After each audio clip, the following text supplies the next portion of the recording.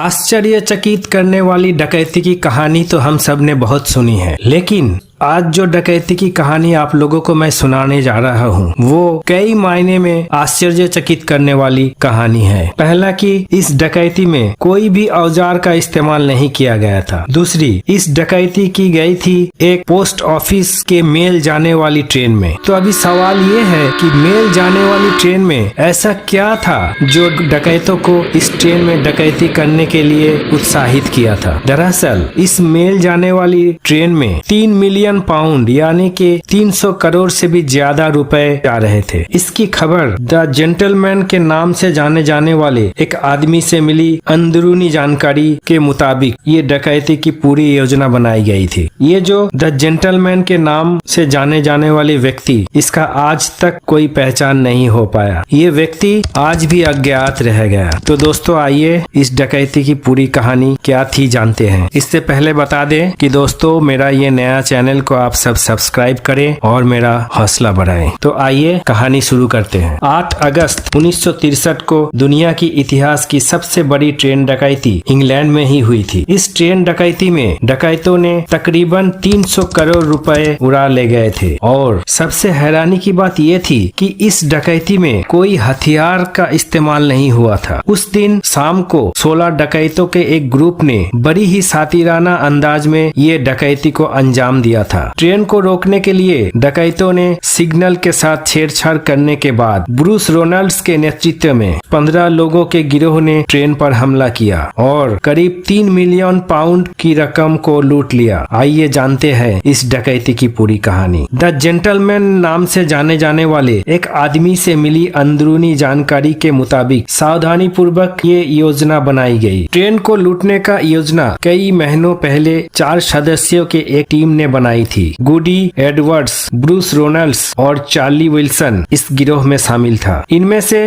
Ronalds mastermind था। यह गिरोह आपराधिक दुनिया में बहुत सफल था, लेकिन ट्रेन को लूटने का इनका कोई अनुभव नहीं था। इसीलिए इन चारों ने लंदन स्थित द साउथ कोस्ट रेडर्स नामक अन्य एक गिरोह को शामिल करने के लिए सहमति हुए। यह गिरोह ट्रेन लूटने में माहिर था और इस गिरोह में टॉमी बिस्बे, बॉब बेल्च और जिम हसी भी शामिल थे। ये लोग पहले से ही कुशल लुटेरे थे। इस गिरोह में रॉजर कोड्रे को भी शामिल कर लिया गया, जो सिग्नल को छेड़छाड़ करने में माहिर था। मास्टरमाइंड रोलैंड अपने एक जेल के साथी रॉनी विस्बे को इस गिरोह में शामिल कर लिया। इस लुटेरे गिरोह का 16 सदस्य बनकर तैयार हो गया। रात भर चलने वाली और ग्लासगो से लंदन को जाने वाली इस मेल ट्रेन को लूटने की योजना रॉयल मेल के ही एक वरिष्ठ सुरक्षा अधिकारी के जानकारी पे ही बनाई गई थी। उस अधिकारी ट्रेन से ले जाने वाली धनराशि के बारे में विस्तृत जानकारी रखते थे। बुधवार 7 अगस्त 1963 शाम 6:50 पर travelling post office up special Glasgow central station से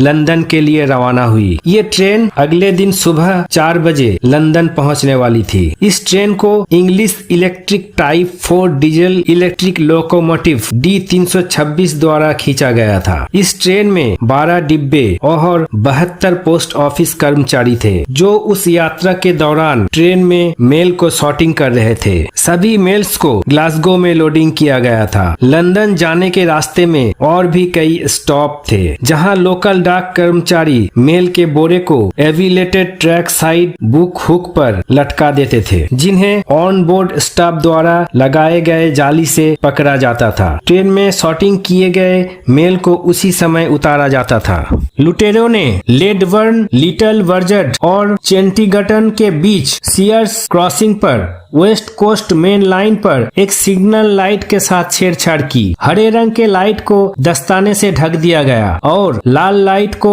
बैटरी से चालू कर दिया गया। 8 अगस्त को 3 बजे के ठीक बाद ड्राइवर 58 वर्षीय जैक मिल्स ने सिग्नल पर विधिवत रोक दिया। चूँकि इस समय और स्थान पर ट्रेन को रुकना अप्रत्याशित था, लोकोमोटिव का दूसरा चालक लाइन के तरफ के टेलीफोन से सिग्नल मैन को कॉल करने के लिए कैब के नीचे उतरा, केवल ये पता लगाने की केबल काट दी गई थी। जब वो ट्रेन में वापस आया तो उसे लुटेरों में से एक ने पकड़ लिया। इस बीच डकैतों ने दोनों तरफ से इंजन में घुसे। लुटेरों को अब ट्रेन को ब्रिडेगो ब्रिज पर ले जाना था, जो उस जगह से लगभग 800 मीटर दूरी पर था। उस डकैतों के गिरोह में एक रिटायर्ड ड्राइवर भी था, लेकिन इस नए प्रकार के लोकोमोटिव को चलाने में सक्षम नहीं था। जब किराए के ड्राइवर ट्रेन को चलाने में असमर्थ रहा तो उसे पहले से खड़ी की गई ट्रक पर मेल बैग लोड करने के लिए भेजा गया। ट्रेन को ब्रिडेगो ब्रिज पर रोक दिया गया और लुटेरों के हमलावर दल ने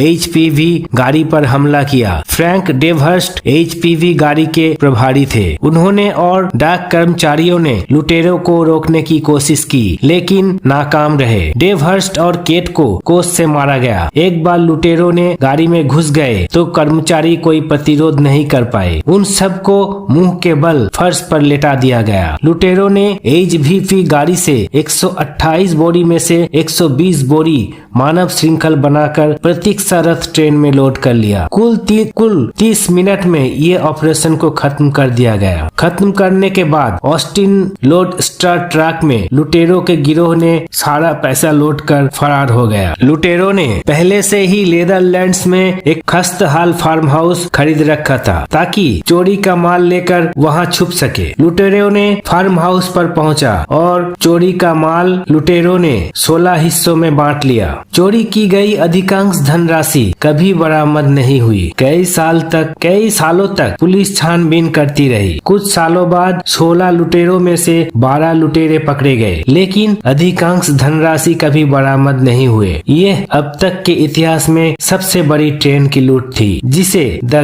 ग्रेट ट्रेन रॉबरी के नाम से भी जाना जाता है। तो दोस्तों, आज की कहानी इतना ही। अगर आप सबको ये कहानी अच्छी लगे तो मेरा चैनल को सब्सक्राइब कीजिएगा और लाइक, कमेंट, शेयर जरूर कीजिएगा। धन्यवाद।